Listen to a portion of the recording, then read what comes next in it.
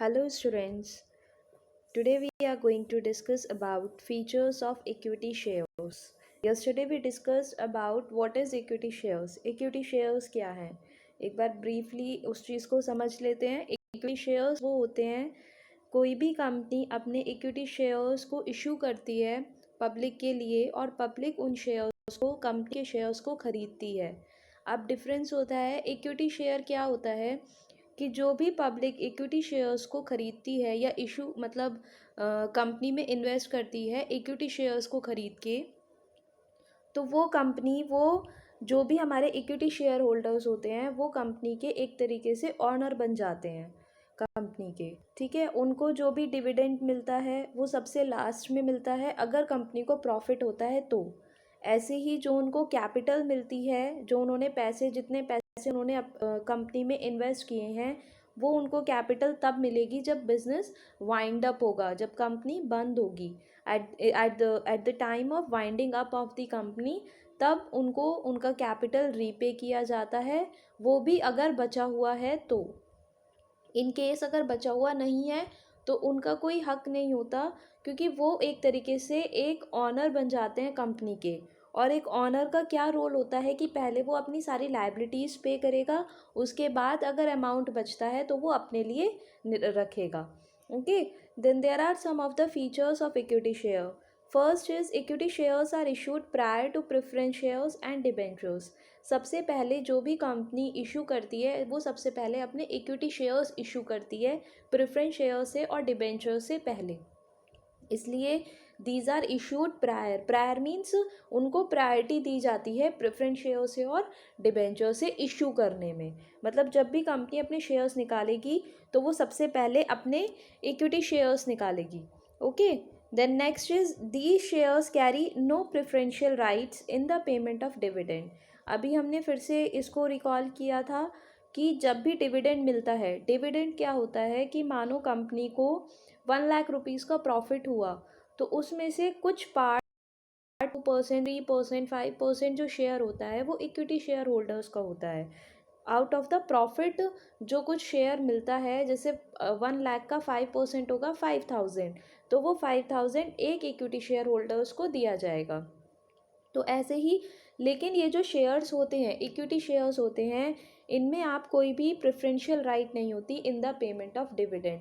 मतलब अगर मैं इक्विटी शेयर होल्डर हूँ, अगर मैंने किसी कंपनी के इक्विटी शेयर परचेज कर रखे हैं, तो उस केस में मेरे को कोई राइट नहीं है कि मेरे को डिविडेंड मिलेगा ही मिलेगा, या कंपनी के ऊपर ऐसा कोई बर्डन नहीं है कि उसे पेमेंट देना ही देना है. ऐसा कुछ नहीं है, कोई ऐसा प्रेफरेंशियल राइट नहीं है इन the payment of dividend.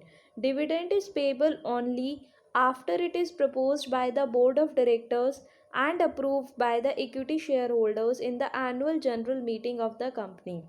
Dividend उतना ही मिलता है जो मीटिंग्स में मैनेजमेंट के थ्रू डिसाइड होता है. और सेकेंडली, मैनेजमेंट ये चीज़ देखती है कि क्या हम डिविडेंड दे सकते हैं, क्या कंपनी को इतना सफिशिएंट प्रॉफिट हुआ है कि इक्विटी शेयर होल्डर्स को डिविडेंड मिले. ठीक है, उसका डिविडेंड हम ये नहीं बोल सकते कि वो मिलेगा ही मिलेगा. अगर कंपनी को प्रॉफिट होता है तो डिविडेंड मिलता है, अगर कंपनी को सफिशिएंट प्रॉफिट नहीं होता है तो कंपनी शेयर होल्डर्स को डिविडेंड नहीं मिलता है. So therefore the shares carry no preferential rights in the payment of dividend. Then third is equity share capital is repaid in the last in the event of winding up of the company. Again we are repeating this point कि जो हमारे equity share holders होते हैं उनकी जो capital होती है, मतलब जितना पैसा उन्होंने कंपनी में इन्वेस्ट किया है वो कैपिटल उन्हें तभी मिलेगी जब कंपनी वाइंड अप होगी. उससे पहले वो नहीं, अपने कैपिटल के लिए नहीं कह सकते हैं कुछ भी. Okay, so this is the third feature. Then fourth, holders of equity shares generally enjoy voting rights. They are also entitled to the residual profits of the company. लेकिन जो इक्विटी शेयर होल्डर्स होते हैं एक तरीके से वो honours हैं company के, तो जो ऑनर्स होते हैं उनको भी वोटिंग राइट्स मिलते हैं. मतलब अगर कंपनी में कोई डिसीजन लिया जाएगा तो उनकी भी वोटिंग चलेगी, उनका भी डिसीजन माना जाएगा. They are also entitle to the residual profits of the company. और कभी कभी कंपनी को जब बहुत ज़्यादा प्रॉफिट होता है या जो उनका बचा हुआ प्रॉफिट होता है उस पे से भी उनका हक बनता है कि थोड़ा बहुत डिविडेंड इक्विटी शेयर होल्डर्स को भी मिले। So these are the four features of equity share. First one कि उनको सबसे पहले प्रायोरिटी मिलती है इशू में, issued prior to preference shares and debentures. Secondly, payment of dividend में उनका कोई हक नहीं होता है। अगर कंपनी को प्रॉफिट होगा तो उनको डिविडेंड मिलेगा, अगर कंपनी को प्रॉफिट नहीं होगा तो उनको डिविडेंड नहीं मिलेगा। देन थर्ड वन होता है कि जो उनकी कैपिटल है वो उनको तभी मिलेगी जब कंपनी वाइंड अप होगी। देन फोर्थ है कि वो लोग वोटिंग राइट्स एंजॉय करते हैं। और दूसरा, अगर कोई बचा हुआ प्रॉफिट होता है कंपनी में, रेसिडुअल प्रॉफिट होता है कंपनी में, तो उस पर इक्विटी शेयर होल्डर्स का भी पूरा हक होता है। Okay, then come to the advantages of equity shares. Now there are two kinds of advantages. एक तो कंपनी के पॉइंट ऑफ व्यू से कि कंपनी जब इक्विटी शेयर्स इशू करती है तो उसको क्या फ़ायदे होते हैं। एक होता है इन्वेस्टर्स के पॉइंट ऑफ व्यू से कि अगर मैं इक्विटी शेयर्स खरीद रही हूँ किसी कंपनी के, तो मैं उस बिज़नेस में, उस कंपनी में इन्वेस्ट कर रही हूँ, तो एज एन इन्वेस्टर मुझे क्या प्रॉफिट है, मुझे क्या फ़ायदा है। So first let us discuss about the advantages of equity shares from company's point of view. Now first one is no burden on earnings. इसका मीनिंग है कि कोई भी कंपनी को अपनी अर्निंग्स पे कोई बर्डन नहीं होता। अभी हमने ये चीज़ बोली कि अगर कंपनी को प्रॉफिट होगा तो वो डिविडेंड देगी इक्विटी शेयर होल्डर्स को, अगर कंपनी को प्रॉफिट नहीं होगा तो वो डिविडेंड नहीं देगी शेयर होल्डर्स को। तो इसका मतलब क्या है, कंपनी को कोई बर्डन नहीं है। कंपनी को ये है कि मेरे को कोई ये तो है नहीं कि मुझे फिक्स्ड उनको डिविडेंड देना है या फिक्स कोई इंटरेस्ट देना है, ऐसा कुछ भी नहीं है। कंपनी को क्या है, प्रॉफिट होगा तो देंगे, प्रॉफिट नहीं होगा तो नहीं देंगे। तो ये एक एडवांटेज हो जाता है कंपनी के लिए। It is written here, equity shares impose no burden on the company's resources because the dividend on such share is payable only at the discretion of the management, subject to the availability of adequate profit. इसका मतलब equity shares कोई burden नहीं लाते company की चीज़ों पर, company की property पर या कोई भी रिसोर्स पर, क्योंकि जो डिविडेंड पे होता है शेयर्स पे वो मैनेजमेंट के डिसीजन के बाद ही पे होता है। और मैनेजमेंट कैसे डिसीजन लेता है कि अगर प्रॉपर सफिशिएंट प्रॉफिट हुआ है कंपनी को तो डिविडेंड दिया जाएगा, अदरवाइज नहीं दिया जाएगा। The company is under no obligation to pay a fixed rate of dividend on equity shares. Equity shares पे कोई भी फिक्स्ड रेट ऑफ डिविडेंड नहीं होता है। जिस हिसाब से कंपनी को प्रॉफिट होता है उस हिसाब से ही डिविडेंड दिया जाता है। तो इसलिए कंपनी के ऊपर कोई रूल्स एंड रेगुलेशंस नहीं होते हैं इक्विटी शेयर्स को लेकर। So this is first advantage. Company को ये है कि उसको कोई बर्डन नहीं है कि उसको पेमेंट करना ही करना है। Then second, permanent capital. Permanent capital कैसे है, जब भी इक्विटी शेयर्स कोई ख़रीदता है तो वो अपना जो भी पैसा वो इन्वेस्ट कर रहा है कंपनी में, कंपनी उसको कब देगी उसका पैसा वापस, जब कंपनी वाइंड अप होगी, जब कंपनी बंद होगी। तो एक तरीके से ये क्या है, ये कंपनी में परमानेंट एक कैपिटल आ रही है, क्योंकि जब तक कंपनी चाहे उस पैसे को यूज़ कर सकती है, उस पैसे को लगा सकती है, क्योंकि उसे वो वापस तो देना ही नहीं है। वापस तो वो तब देगी जब की कंपनी। सो देयरफॉर हम इसको बोल सकते हैं कि जब कंपनी इक्विटी शेयर्स इशू करती है तो वो कंपनी के लिए एक परमानेंट कैपिटल होती है। Equity share capital is refunded only at the time of winding up of the company. जब कंपनी वाइंड अप होती है तभी कैपिटल वापस की जाती है, रिफंड की जाती है। Therefore equity capital remains with the company for ever. इसलिए जो इक्विटी कैपिटल आती है, जो पैसा आता है इक्विटी शेयर्स को इशू करने के बाद, वो कंपनी के पास फॉर एवर रहती है। There is no liability as to repayment. कोई बर्डन नहीं है, कोई लायबिलिटी नहीं है कि आपको पे करनी ही करनी है। Even at the time of winding up, equity capital is paid back in the last. Even जब कंपनी बंद हो रही होगी तब भी इक्विटी जो कैपिटल होगी इक्विटी शेयर होल्डर्स को सबसे बाद में, लास्ट में रीपे की जाती है। And that too if any surplus is left after meeting all other liabilities. और वो भी ज़रूरी नहीं है, अगर सरप्लस बचता है, अगर प्रॉफिट बचता है तो ही उनकी कैपिटल वापस दी जाती है, अदरवाइज नहीं दी जाती। देन थर्ड एडवांटेज कंपनी को है नो चार्ज ऑन एसेट। अगर मैं इक्विटी शेयर्स खरीद रही हूँ तो मैं अपने ही रिस्क पे इन्वेस्ट कर रही हूँ। मैं उसका लास्ट 5 ईयर्स का देख के इन्वेस्ट कर रही हूँ कि कंपनी को लास्ट 5 ईयर से प्रॉफिट हो रहा है, तो इस साल भी प्रॉफिट होगा, इसलिए मैंने उस कंपनी के इक्विटी शेयर्स खरीद लिए। तो उसमें मैं कंपनी की कोई प्रॉपर्टी या कोई एसेट वगैरह गिरवी नहीं ले सकती हूँ कि मैंने आपकी कंपनी में पैसा लगाया तो आप मुझे कोई प्रॉपर्टी गिरवी रखिए। कि आपका एक होता है ना, मॉर्टगेज कर लेते हैं, गिरवी रखवा लेते हैं। अगर हम किसी से पैसे लेते हैं तो हम कोई अपना सामान गिरवी रखवा लेते हैं। लेकिन इक्विटी शेयर्स में ऐसा कोई भी रूल्स एंड रेगुलेशन नहीं है, इसमें कोई भी चार्ज नहीं होता है एसेट पे। तो ये भी एक कंपनी के लिए फ़ायदा है कि उसको परमानेंट कैपिटल मिल रही है, वो भी बिना कोई चीज़ अपना कोई एसेट रखे, है ना। So equity shares do not create any charge और मॉर्टगेज। मॉर्टगेज का मीनिंग होता है गिरवी रखना।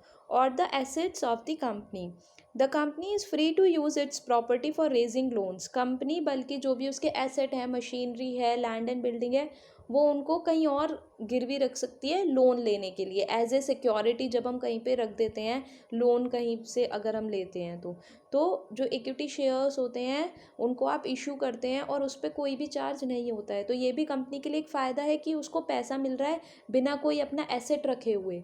Yes, so this is also one of the advantage for the company. Then fourth is source of strength. Equity shares, अगर मैं equity shares खरीद रही हूँ किसी कंपनी के, तो मैं यही सोच के खरीद रही हूँ या मैं पूरी स्टडी करके खरीद रही हूँ कि लास्ट 5 ईयर से इस कंपनी को प्रॉफिट हो रहा है, बहुत ज़्यादा प्रॉफिट हो रहा है, तो इसके इक्विटी शेयर्स अगर हम खरीदेंगे तो मुझे बहुत अच्छा डिविडेंड मिलेगा। यस, तो अगर जिस कंपनी के जितने ज़्यादा इक्विटी शेयर्स इशू होते हैं, मतलब जितने ज़्यादा इक्विटी शेयर्स कंपनी इशू करती है और उसके शेयर्स खरीद लिए जाते हैं, उस कंपनी की जो स्ट्रेंथ होती है वो अच्छी होती है। क्यों? क्योंकि उसकी एक इमेज इंप्रूव हो जाती है कि पब्लिक ने इतना पैसा इसकी कंपनी में लगा रखा है तो ज़रूर इसकी कंपनी को अच्छा प्रॉफिट होता है। यस, तो एक सोर्स ऑफ स्ट्रेंथ हो जाती है ऐसी कंपनी के लिए। See, it is written here, a company with substantial equity capital command prestige in the investment market. जितना ज़्यादा इक्विटी शेयर्स किसी कंपनी के खरीदे जाते हैं या इशू होते हैं, उतनी ज़्यादा उसकी प्रेस्टीज, उतनी ज़्यादा उसकी वैल्यू बढ़ जाती है मार्केट में। Its ability to borrow is high due to high credit, it is creditworthiness. इसका मतलब है कि जो अगर वो कहीं और से भी लोन वगैरह लेना चाहे तो उसको ईजिली फिर अवेलेबल हो जाता है। Okay, then fifth is small nominal value. The face value of an equity share is generally very low. जो पर शेयर की अमाउंट जो होती है वो काफ़ी लो होती है अगर हम कंपेयर करें डिबेंचर्स या प्रेफरेंस शेयर से। तो as a result equity shares have a wide appeal and even person belonging to low income groups can buy them. तो उसका रिज़ल्ट क्या होता है कि इक्विटी शेयर्स इसलिए हर कोई ख़रीद सकता है। थोड़ा जिनकी इनकम मतलब कम भी है, जो मिडिल क्लास लोग हैं, वो भी इसलिए इक्विटी शेयर्स ईजिली ख़रीद सकते हैं क्योंकि जो इसकी फेस वैल्यू होती है, जो पर शेयर की जो वैल्यू होती है वो कम होती है, इसलिए इसकी डिमांड भी ज़्यादा रहती है मार्केट में। देन ये भी एक फ़ायदा है कंपनी के लिए क्योंकि लोग अपने आप ही इसको इसमें इन्वेस्ट करने के लिए रेडी हैं। Yes, so small nominal value is the another feature. Then next one is unlimited sources. Unlimited sources, any amount of capital can be raise through equity shares. मतलब कितना भी अमाउंट आप रेज कर सकते हो, कितना भी अमाउंट आप ले सकते हो इक्विटी शेयर्स इशू करके। कोई ऑब्लिगेशन नहीं है, कोई रूल्स नहीं है कि सिर्फ आप इतना ही 50% ही रेज कर सकते हो, ऐसा कोई रूल नहीं है। अकॉर्डिंग फाइनेंशियल प्लानिंग करोगे उस हिसाब से आप देख सकते हो कि आपको कितनी परमानेंट कैपिटल चाहिए। तो कोई कितना भी अमाउंट आप इससे रेज कर सकते हो, तो ये भी एक एडवांटेज हो गया कंपनी के लिए। Once again let us have this. First one is no burden on earnings. Dividend मर्जी है, मतलब अगर आपके पास एडिक्वेट प्रॉपर प्रॉफिट है तो आप दो, नहीं तो मत दो, तो इसलिए कोई बर्डन नहीं है। परमानेंट कैपिटल हो जाती है क्योंकि जब कंपनी वाइंड अप होगी तभी आप पे करोगे। Then third, no charge on asset. कोई एसेट आप मॉर्टगेज पे नहीं रखते हो, सिक्योरिटी पे नहीं रखते हो और आपको अमाउंट मिल जाता है। सोर्स ऑफ स्ट्रेंथ, ये आपकी इन्वेस्टमेंट मार्केट में एक वैल्यू को इंक्रीज़ करता है, आपकी क्रेडिट वर्दीनेस को इंक्रीज़ करता है। स्मॉल नॉमिनल वैल्यू है, इसकी जो फेस वैल्यू है वो बहुत ही वेरी लो है, तो जो लो इनकम ग्रुप हैं they can also afford to buy them. Unlimited source है कि कितना भी अमाउंट ऑफ कैपिटल आप रेज कर सकते हो with the help of this equity shares. So these are the features, these are the advantages from the company's point of view, कि company ये सारे तो जो एडवांटेजेस हैं ये कंपनी के लिए हैं। अब इन्वेस्टर्स को क्या क्या एडवांटेजेस होते हैं? इन्वेस्टर्स को नाउ फ्रॉम इन्वेस्टर्स और share holders point of view, first one is equity share holders enjoy voting rights and controlling power over the company. जो भी इक्विटी शेयर खरीदता है वो एक तरीके से ऑनर बन जाता है कंपनी का। तो उनका उतना ही, अगर कोई मीटिंग वगैरह हो रही हैं, कंडक्ट हो रही हैं कंपनी में, तो उनको वो मीटिंग्स अटेंड करते हैं। कोई डिसीजन लिया जाना है तो उनको भी उतना ही वोटिंग राइट है जितना और चीफ एग्जीक्यूटिव्स या और शेयर होल्डर्स को है या बोर्ड ऑफ डायरेक्टर्स को है। तो इसलिए उनको एक वोटिंग राइट मिलती है, उनको एक मालिकाना हक मिल जाता है उस कंपनी पर। तो ये इन्वेस्टर्स को एक फ़ायदा हो जाता है। Yes. Then second, the liability of equity shareholder is limited to the face value of shares subscribed by them. उनको फ़ायदा तो इतना होता है, मैंने इक्विटी शेयर होल्डर में पैसे लगाए, जस्ट सपोज मैंने 5,000 रुपये के शेयर्स खरीदे, इक्विटी शेयर्स, ओके। और कंपनी जो प्रॉफिट हो रहा है, कंपनी को प्रॉफिट इतना ज़्यादा हो रहा है कि मुझे फर्स्ट ईयर में 5,000 रुपये मिल गए, सेकेंड ईयर में मुझे फिर 5,000 रुपये मिल गए, है कि नहीं? तो इसमें क्या है, रिस्क कम हो जाता है थोड़ा सा। अगर मतलब कि आपने जो पैसा लगाया है वो तो कम लगाया है, जो आपकी लाइबिलिटी है वो सिर्फ उतनी ही है जितना आपने पैसा लगाया है। मैंने लगाए तो 5,000 हैं, लेकिन अभी तक मुझे 2 साल में 10,000 रुपये मिल गए हैं, तो एक तरीके से मुझे फ़ायदा ज़्यादा हो गया। तो ये एक इन्वेस्टर का ये फ़ायदा भी हो जाता है कि उसको पैसा तो उसका सिर्फ, लाइबिलिटी तो सिर्फ उसकी उतनी होती है जितना उसने पैसा लगाया है, लेकिन जब कंपनी ग्रोथ करती है तो उसको फ़ायदा उससे डबल ट्रिपल होता है। तो ये भी एक इन्वेस्टर को फ़ायदा है कि अगर कंपनी की ग्रोथ बहुत अच्छी होगी तो उसको उतना ज़्यादा अमाउंट मिलेगा। तो क्या होगा, और लेकिन लाइबिलिटी कितनी है, वो सिर्फ 5,000 या 10,000, मतलब सिर्फ उतनी ही है जितने के उसने शेयर खरीदे हैं। Then third one, in case of successful business the rate of dividend can be very high. अगर बिजनेस बहुत ज़्यादा अच्छा है, बहुत सक्सेसफुल है, उतना ही ज़्यादा प्रॉफिट होगा कंपनी को और उतना ही ज़्यादा डिविडेंड आपको मिलेगा as a share holder, as a investor. Then equity share holders have the preemptive means उनको प्रायोरिटी मिलती है preemptive right to subscribe to new shares issued by the company. Such shares are called right shares. मतलब अगर company कोई अपने new shares निकालती है, नए शेयर निकालती है, तो सबसे पहले उस पर हक इक्विटी शेयर होल्डर्स का होता है। मतलब पहले अगर वो चाहें तो वो उनमें से कोई शेयर खरीद सकते हैं। अगर वो उनको शेयर नहीं खरीदने हैं तो वो आगे पब्लिक के पास जाएंगे खरीदने के लिए। तो कंपनी पहले इक्विटी शेयर होल्डर्स को राइट शेयर्स देगी, कि राइट शेयर्स मतलब इसमें जो सबसे पहला हक होगा, जो सबसे पहला राइट होगा, वो इक्विटी शेयर होल्डर्स का होगा। अगर इक्विटी शेयर होल्डर्स मना कर देते हैं या उनको शेयर्स नहीं चाहिए, उस केस में फिर वो पब्लिक के पास इशू किए जाएंगे कि पब्लिक उनमें से कोई शेयर खरीद सके। तो ये भी एक इन्वेस्टर को फ़ायदा हो जाता है कि आगे कोई भी कंपनी नए शेयर्स निकालेगी, उनको सबसे पहले उनको वो शेयर्स मिलेंगे, वो भी मार्केट प्राइस से कम रेट पर। मार्केट प्राइस से कम रेट पे इक्विटी शेयर होल्डर्स को दिए जाते हैं।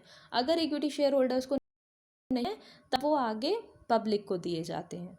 Then fifth advantage is shareholders are not required to pay income tax on dividend received from the company. जब इक्विटी शेयर होल्डर्स को डिविडेंड का अमाउंट मिलता है, जैसे 50,000 मिल गया, 40,000 मिल गया, जो भी उन्हें डिविडेंड मिलता है कंपनी से, वो टैक्सेबल नहीं होता, मतलब उस पर कोई भी टैक्स पे नहीं होता। तो ये भी एक इन्वेस्टर्स को फ़ायदा है कि ये इनका एक तरीके से प्रॉफिट आ रहा है जो कि टैक्स डिडक्टेबल नहीं है, इन पे इन्हें कोई टैक्स नहीं पे करना। Okay, so these are the 5 advantages from the investors. First one कि वो एक तरीके से एक ऑनर होते हैं कंपनी के, वोटिंग राइट्स एंजॉय करते हैं। सेकेंडली जो उनकी लाइबिलिटी होती है वो बहुत कम होती है। देन थर्ड वन, जितना ज़्यादा बिजनेस ग्रोथ करेगा उतना ज़्यादा उनको भी डिविडेंड मिलेगा। देन फोर्थ वन, उनका सबसे पहले हक होता है राइट शेयर्स पे। Right shares we will study in detail later on. Right shares वही होते हैं जो मार्केट प्राइस से कम पर इशू होते हैं और सबसे पहले उन पे हक इक्विटी शेयर होल्डर्स का होता है। देन फिफ्थ वन, जो भी शेयर होल्डर्स को डिविडेंड मिलेगा कंपनी से वो नॉन टैक्सेबल होता है, उस पर कोई टैक्स पे नहीं करना होता है। So I hope everyone understood the advantages and features of equity shares. Next video will discuss about the disadvantages of equity shares. Thank you.